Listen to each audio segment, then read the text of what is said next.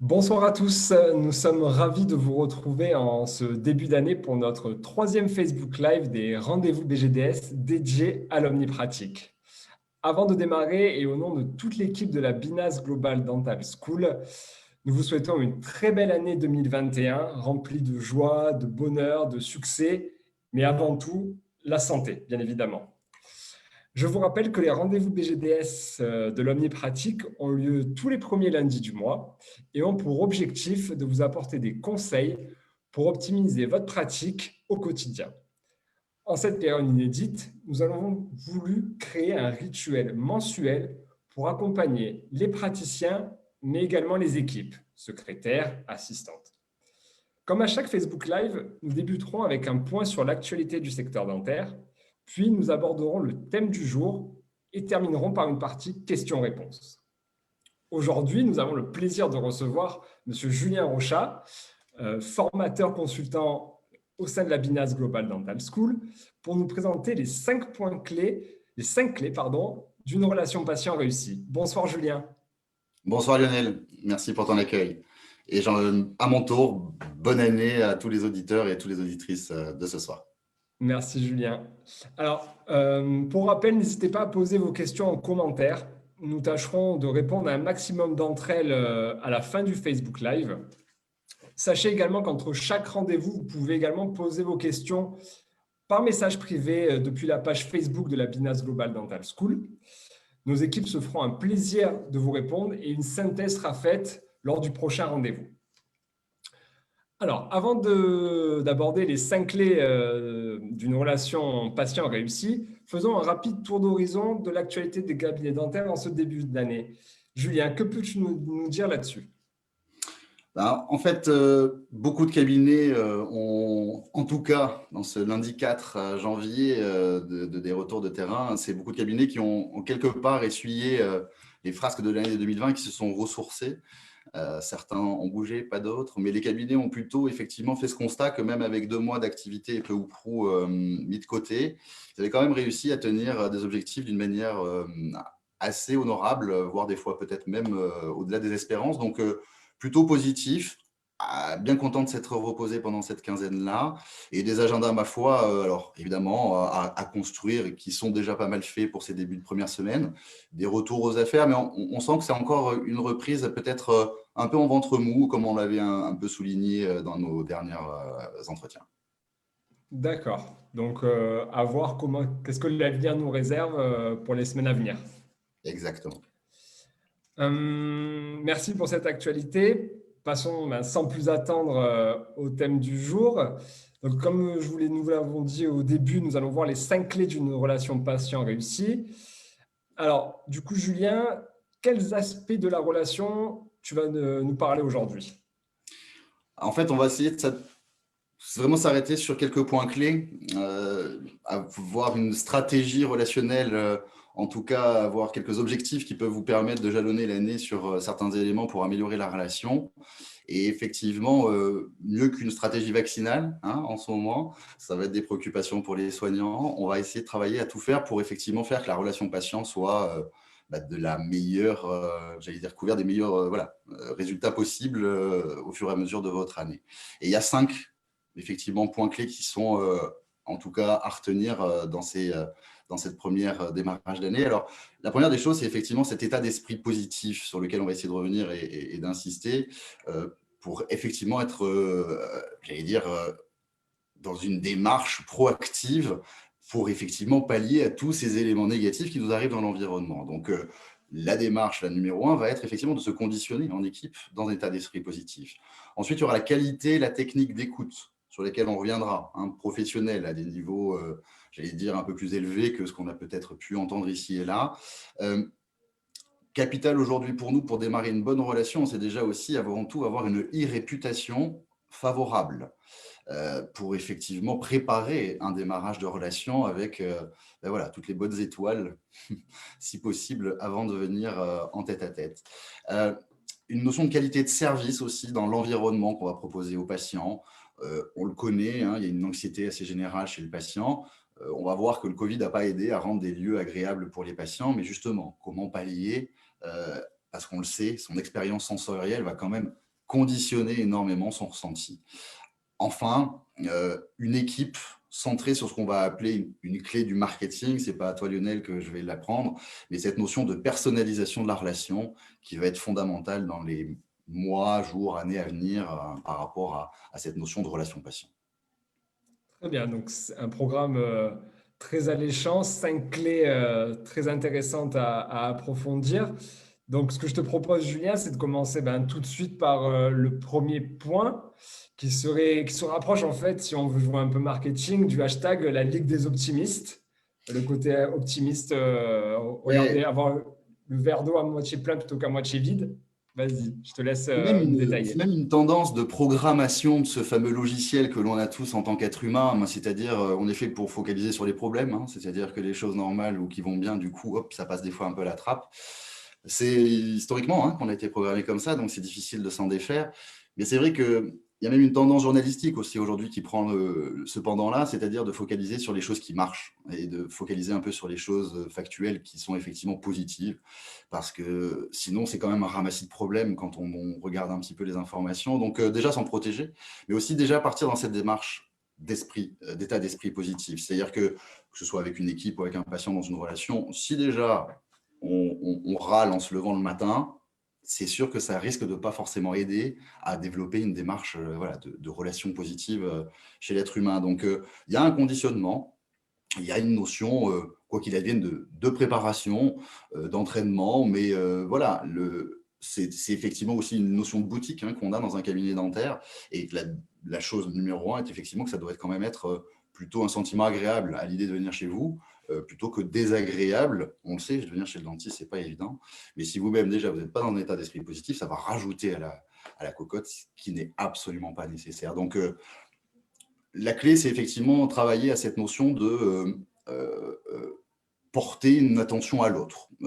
Parce que c'est ça qui va peut-être faire plus la différence dans cette attention positive et s'y préparer. Et quand on va pouvoir être vraiment dans les starting blocks, dans ces relations-là, alors pas toute la journée, on le verra, mais c'est vrai que lors des moments clés, des moments plus importants que d'autres, comme la première consultation, comme la présentation d'un projet de traitement, ou comme la fin d'un traitement aussi, ou comme le premier appel téléphonique, pour tout membre de l'équipe, doivent être effectivement des moments sur lesquels il faut être vigilant et être dans un état d'esprit positif.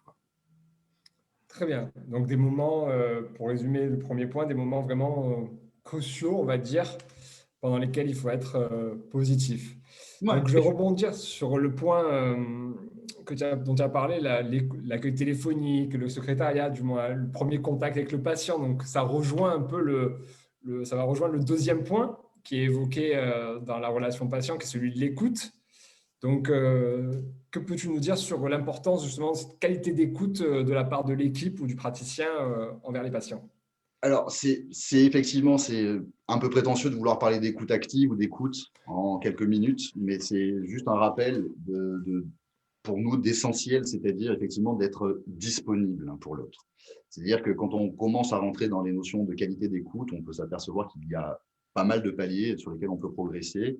Et quand je parle de disponibilité, c'est effectivement de développer et traduire cette notion d'attention qu'on va porter à l'autre et de ne pas être ni dans l'avant ni dans l'après, mais d'être dans le moment, très en lien aussi effectivement avec cette notion de pleine conscience, entre guillemets, ou d'instant présent et de vivre le présent dans la relation et d'être dédié à cette relation. Alors, effectivement, encore une fois, pas toute la journée, mais la qualité de l'écoute et de l'écoute active à certains moments clés, comme on en parlait juste avant, que ce soit dans la relation au téléphone, que ce soit dans la relation à l'accueil, que ce soit dans la relation au bureau avant de passer au fauteuil, sont des choses qu'il faut savoir développer en termes de technique professionnelle, ça se développe, jusqu'à travailler même d'autres notions aussi de communication euh, très basées sur des notions, j'allais dire, professionnelles, de script, que certains d'entre nous connaissent déjà, pour Il existe des moyens de effectivement. se préparer justement, c'est ça, les scripts.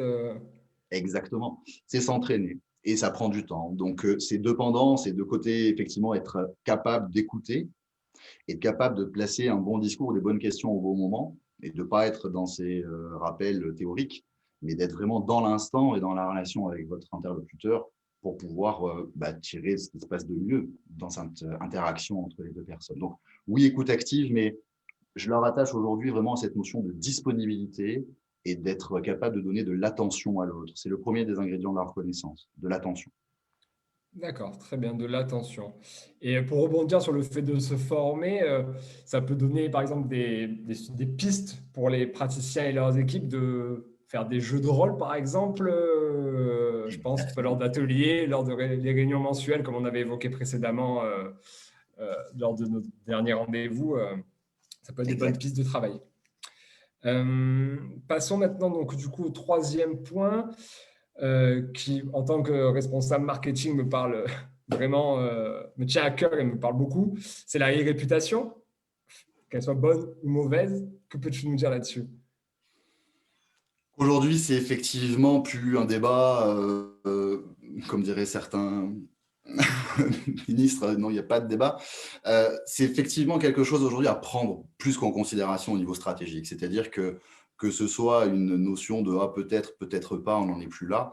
La e-réputation est un enjeu majeur aujourd'hui pour ceux qui se poseraient encore des questions sur le sujet, que ce soit avoir un site internet ou pas, on n'en est plus là, que ce soit effectivement peut-être dans des strates un peu plus élevées pour certains, dans les réseaux sociaux ou autres, ça peut être effectivement des avantages stratégiques différenciants, mais surtout c'est sa e-réputation, sans les nommer, les avis Google ou autres, sont effectivement aujourd'hui des choses qui peuvent faire ou défaire une relation.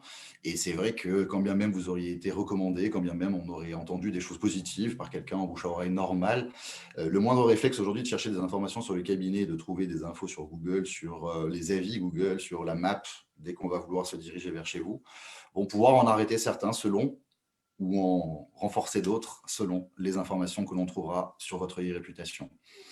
Que ce soit ne pas avoir d'avis ou des mauvais, il y a des choses à faire, savoir répondre aux avis, les bons, les mauvais, avoir réellement une activité sur une veille intense de la e-réputation, parce qu'au final, aujourd'hui, c'est aussi, voire pour certains, avant tout, là que ça se passe.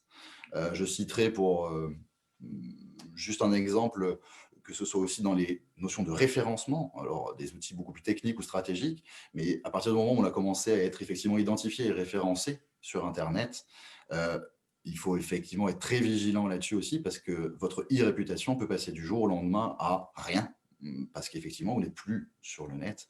Donc, attention aussi à ces aspects-là qui peuvent conditionner pour moi, de manière assez radicale, dans certains endroits, dans certains environnements concurrentiels, l'apport d'un nouveau patient ou pas qui ira directement chez quelqu'un d'autre ou plutôt chez vous en fonction des informations qu'il trouvera.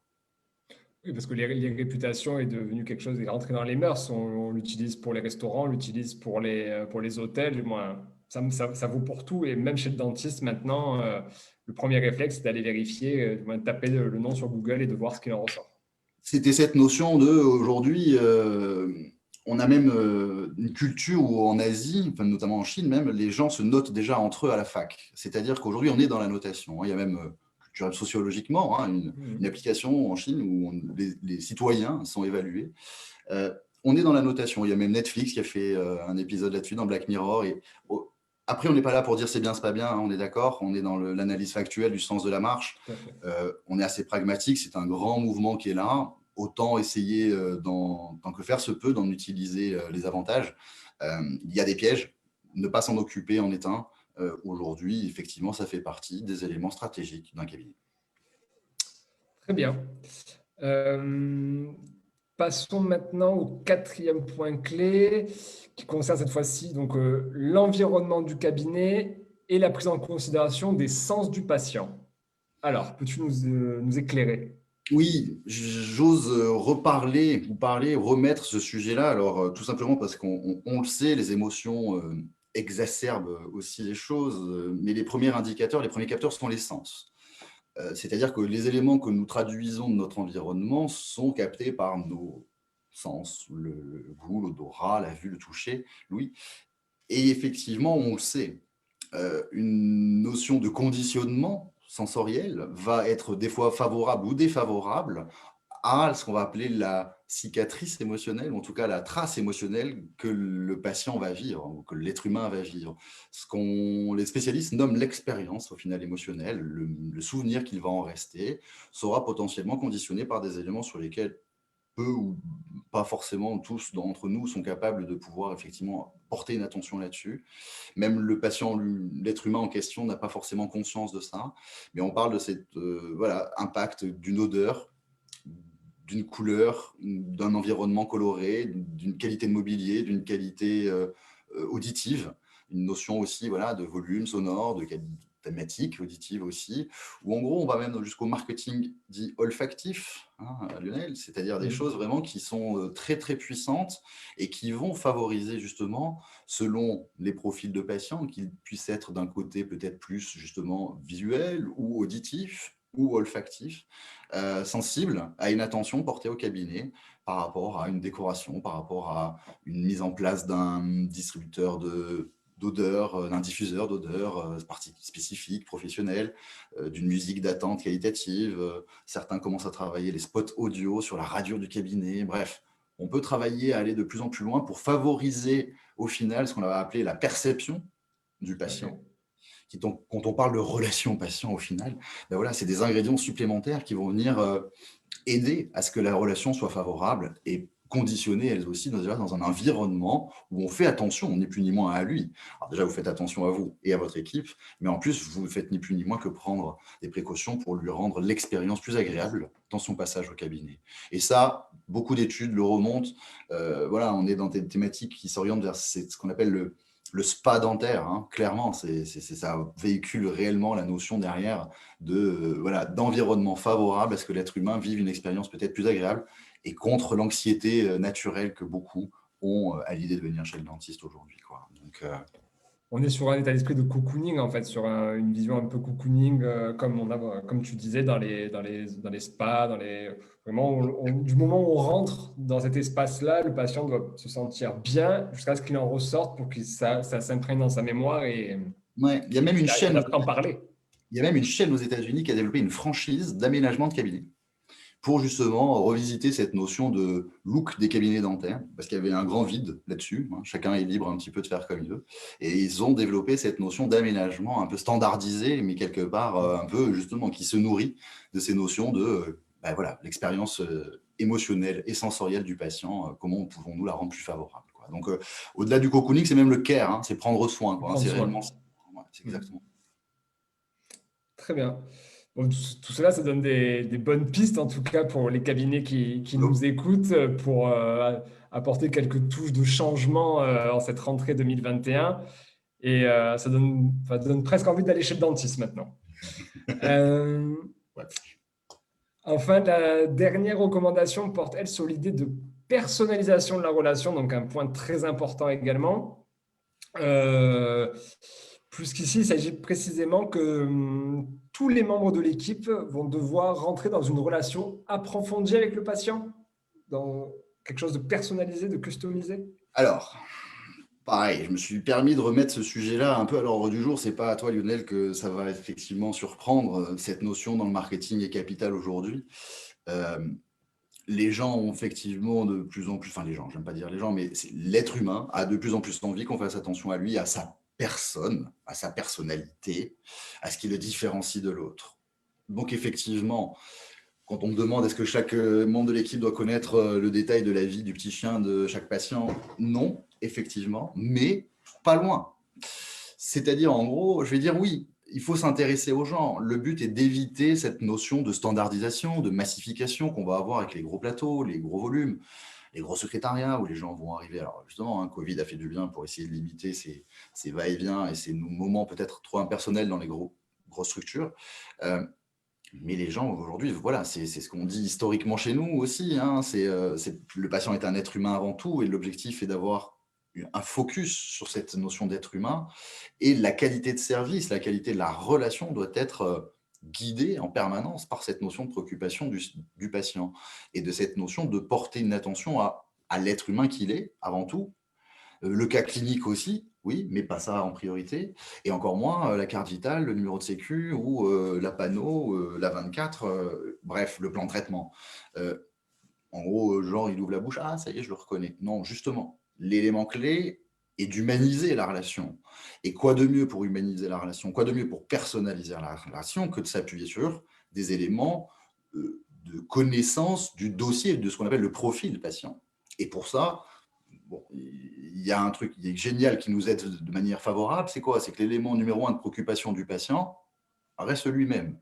Donc, à partir du moment où on commence à avoir des bonnes stratégies de questions ouvertes et de traitement, de je m'intéresse à toi, et qu'on remonte des éléments, après, c'est un petit gymkhana, hein, c'est une petite habitude qui nous permet effectivement, après, pourquoi pas de noter aussi, bien évidemment, on y reviendra peut-être, mais c'est des notions qui nous permettent clairement de pouvoir enregistrer des éléments clés qui font partie de voilà, l'avis du patient, cet élément qui m'a remonté, à noter pour que quand je le revois, je puisse me le relire, en reparler ou en reparler en équipe pour qu'on puisse effectivement glisser ça lors d'une conversation qui montre et qui fera de toute manière un lien direct avec le patient.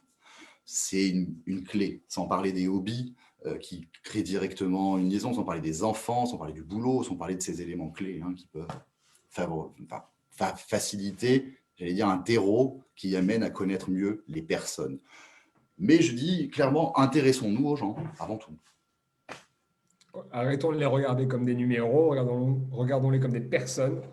Et c'est comme ça que une vraie relation va s'instaurer entre vous et eux. Exact.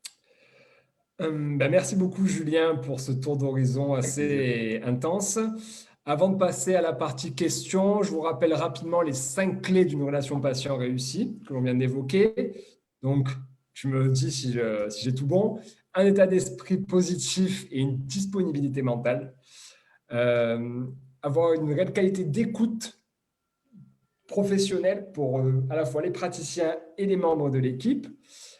Faire attention, bien évidemment, à son e-réputation, qu'elle soit bonne ou négative, il faut y prêter attention.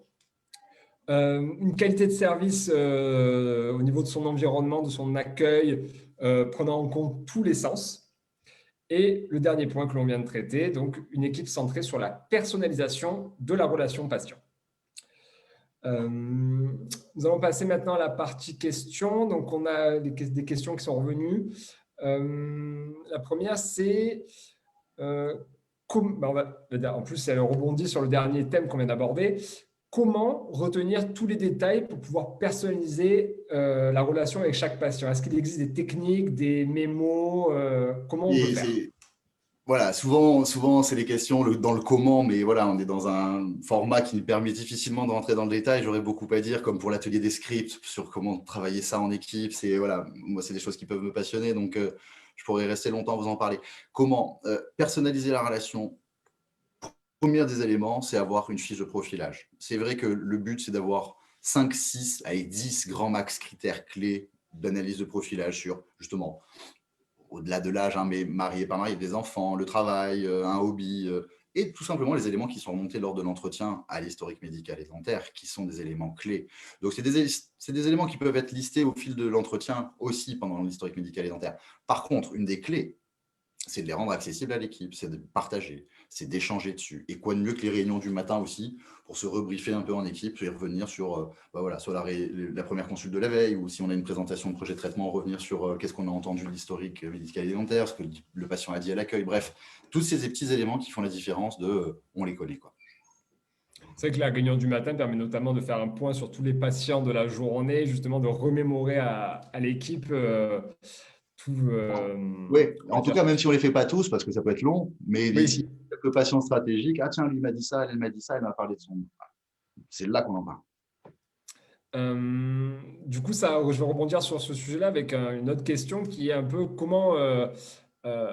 quels sont les sujets pour briser la glace lors de la première rencontre? Comment casser un peu ça pour vraiment aller rentrer dans la relation patient et créer vraiment quelque chose de fort? Le comment allez-vous? Comment avez-vous? Est-ce que vous avez bien trouvé le cabinet? Bon. Après, il n'y a rien de mieux si on est adressé. C'est pour ça qu'on adore les patients adressés. Le fameux vous venez de la part d'eux. Ah, et c'est parti. Enfin, vous le connaissez d'où? Ah, vous comme ça. Ah, c'est génial, machin. Enfin, c'est pareil. C'est comme si vous avez un hobby commun. Très rapidement, c'est intéressant de savoir dans les emplois du temps des uns, des autres. Ah, qu'est-ce que vous faites?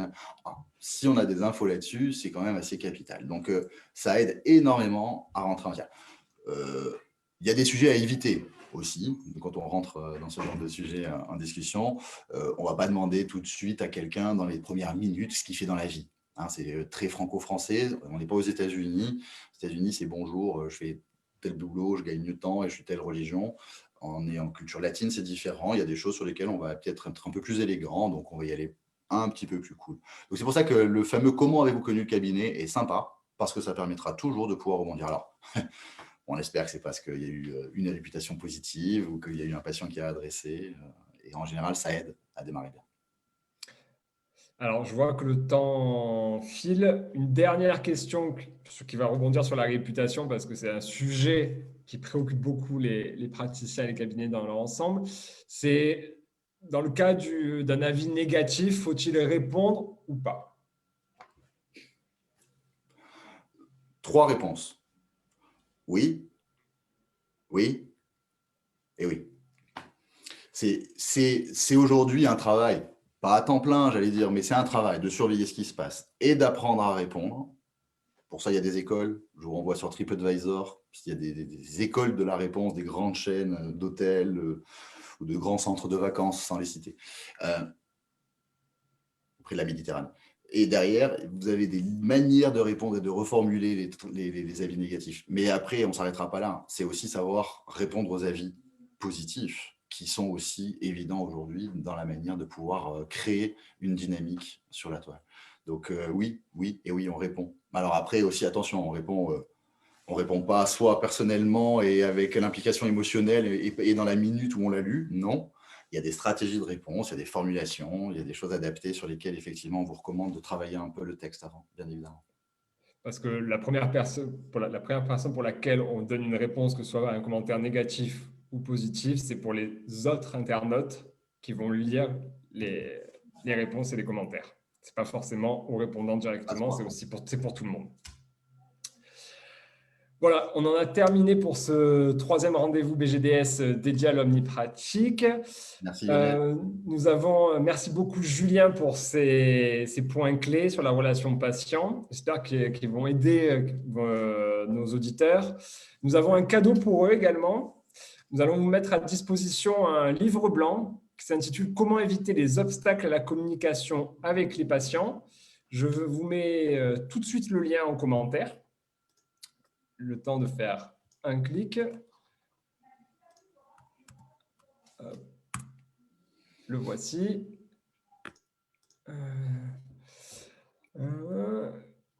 Voilà, donc le lien est en commentaire. Merci vraiment à tous pour votre présence.